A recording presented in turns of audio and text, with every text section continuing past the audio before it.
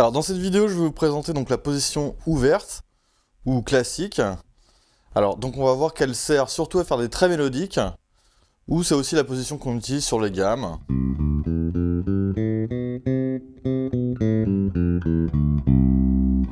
Ou sur certains grooves, ou sur des grooves un peu complexes, ou certaines parties on va s'en servir pour faire des traits mélodiques, par exemple.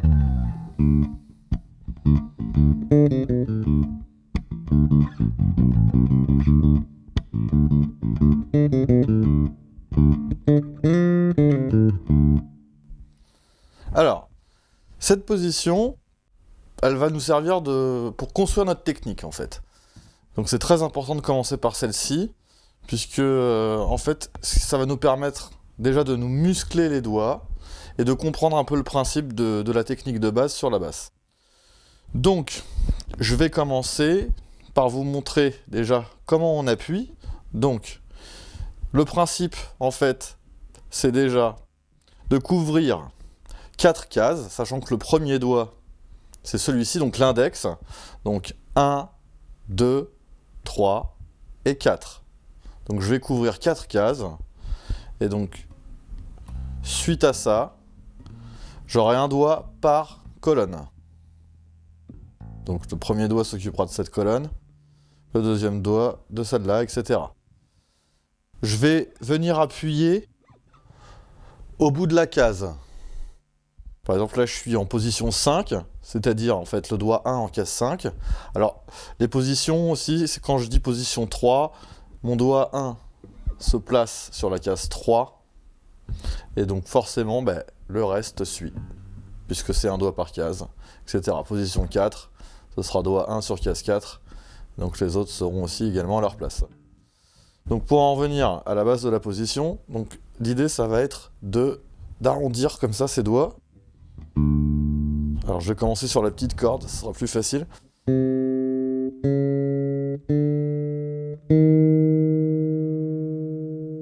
Donc vous voyez, j'arrondis bien en fait les doigts. J'ai un creux dans la main, un peu comme si j'avais un pamplemousse dans la main, voilà. Et donc l'idée ça va être d'appuyer. Alors pour gratter, juste un petit détail, je m'appuie soit sur le micro et je descends après sur les 2 premières cordes. Ça, c'est quelque chose que je peux faire. Et je vais essayer toujours d'alterner l'index et le majeur autant que possible. Voilà, ça c'était un détail pour la main rythmique. Alors, pour en revenir à ce que je disais, donc l'idée, ça va être vraiment d'arrondir les doigts, de muscler en fait cette partie-là, hein, avec le pouce donc bien au milieu de la main, c'est-à-dire à peu près au niveau de ces 2 doigts-là. Et donc, si ma main monte, je vais monter mon pouce. Et si je descends, mon pouce va descendre également. Mais il va toujours rester à peu près au milieu de ces 2 doigts.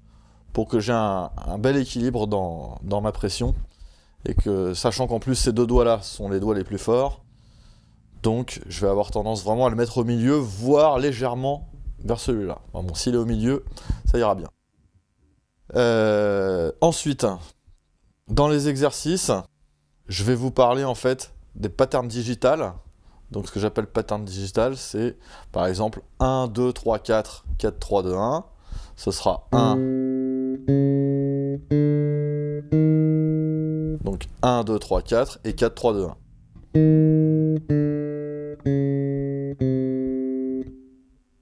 Etc. Alors juste avant de me lancer là-dedans, j'ai oublié quelque chose, c'est au niveau du biceps. C'est-à-dire que le bras, on va le lever. On va pas rester comme ça, mais on va avoir tendance à le lever en fait, pour avoir un contrepoids, un peu comme un poulet, hein, voilà. Et donc, on va le lever un petit peu pour sentir la pression. Quand on appuie, faut qu'on sente le biceps, qui va faire contrepoids, et c'est pour ça qu'on va pas trop appuyer. Parce que si on l'enlève, voilà, on sait pas quand s'arrêter, et là ça va faire comme ça avec la basse. D'ailleurs, je vous conseille de travailler avec une sangle, ça vous évitera en fait ce genre de mouvement. Voilà, donc je vais reprendre ce que je disais par rapport aux exercices. Donc toute la série qui va venir là, les exercices vont se nommer comme ça, donc soit 1, 2, 3, 4, 1, 3, 2, 4. Alors quand il y aura 1, 3, 2, 4, ce sera ça, donc 1, 3.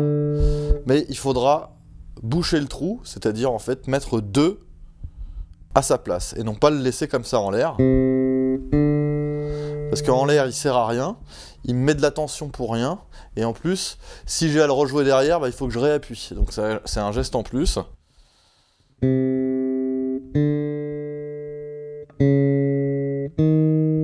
Alors que si je le mets, là il gêne pas, et il est déjà placé. Donc j'ai juste à retirer le 3e doigt, et il sera là. Et quand je vais jouer mon 4, pareil pour le 3, et c'est donc tous les doigts qui vont appuyer. Ça va aussi me permettre d'avoir une pression homogène, puisqu'on laisse pas le 4 tout seul, on le laisse jamais tout seul. C'est toujours les autres qui l'aident à appuyer, puisqu'en plus c'est le doigt le plus faible, le 4, vous allez vite vous en rendre compte. Donc cette technique est pas mal pour ça. Alors bien sûr j'invente rien, hein, ça c'est les conventions, après chacun adapte en fonction de sa morphologie.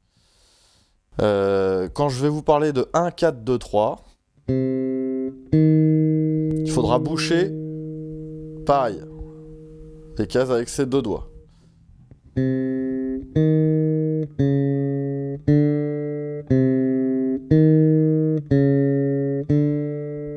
Sachant que j'appuie toujours tout au bout de la case, c'est-à-dire jamais ici, même pas au milieu, mais toujours au bout de la case.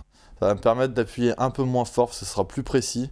Ici, je risque d'avoir des grisouillis, donc je vais plutôt appuyer ici, au bout de la case, et chaque doigt pareil, au bout de la case, tout en bouchant les trous.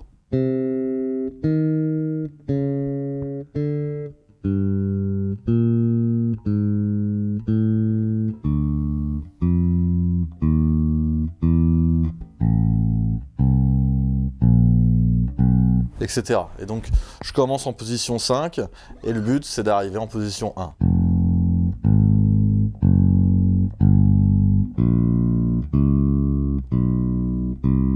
Voilà, etc.